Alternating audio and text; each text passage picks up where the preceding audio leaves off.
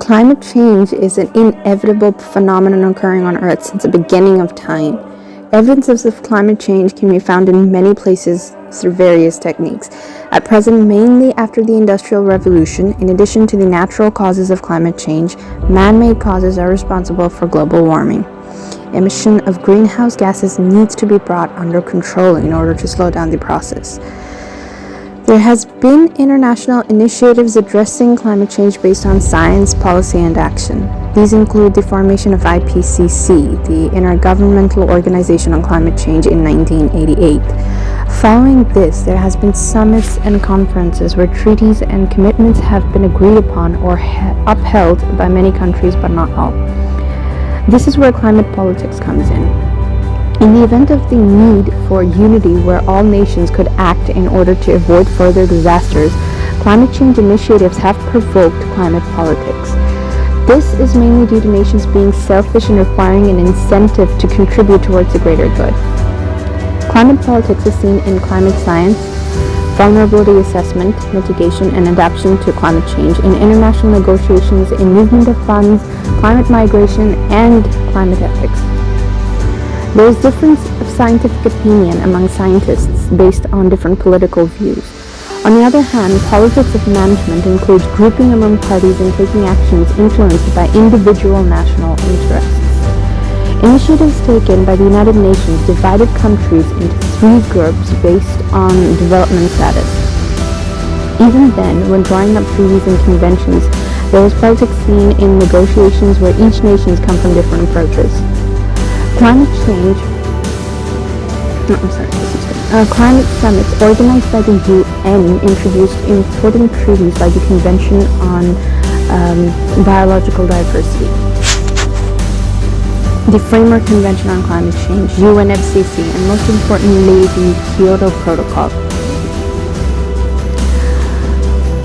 The objective of the Kyoto Protocol was to reduce carbon emissions by about 5% compared to levels found in 1990. Politics overruled modesty and allowed some flexible mechanisms such as emissions trading and Clean Development Mechanism, CDM. The UN distributes quotas of carbon emissions to countries who have signed the treaty. This was done to set a limit to the amount of emissions that can be let out by each nation. Some countries have been so successful in reducing emissions that they do not need all the carbon units that have been allocated to them, while other countries may be struggling to reduce their emissions and may need more carbon units. Those countries may buy and sell carbon units. The price of units depends on how many of them are available for circulation. Each country is individually responsible on how it may cut down its emissions. Now, in Annex 1 and Annex 2 countries, developed nations can buy carbon units from each other, emissions trading, that is, based on market value of carbon units set by supply and demand rules.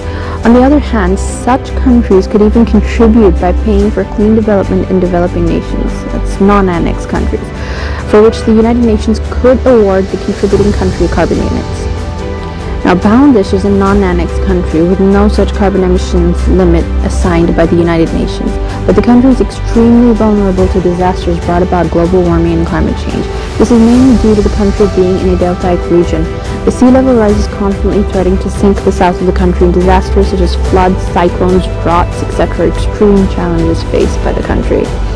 Even though the contributions of carbon emission to the global atmosphere by Bangladesh is negligible compared to powerful nations such as United States and China, the country is one of the most impacted by its consequences. In terms of climate politics, Bangladesh is a victim of the Clean Development Program included in the Kyoto Protocol. Annex 1 and Annex 2 countries who are in need of carbon units have invested in development in Bangladesh, who has accepted the investment inside of more development while slowly losing its natural resources in the process. Hence, so far, overall global carbon dioxide emissions hasn't been seen to drop, but has increased just by the Kyoto Protocol.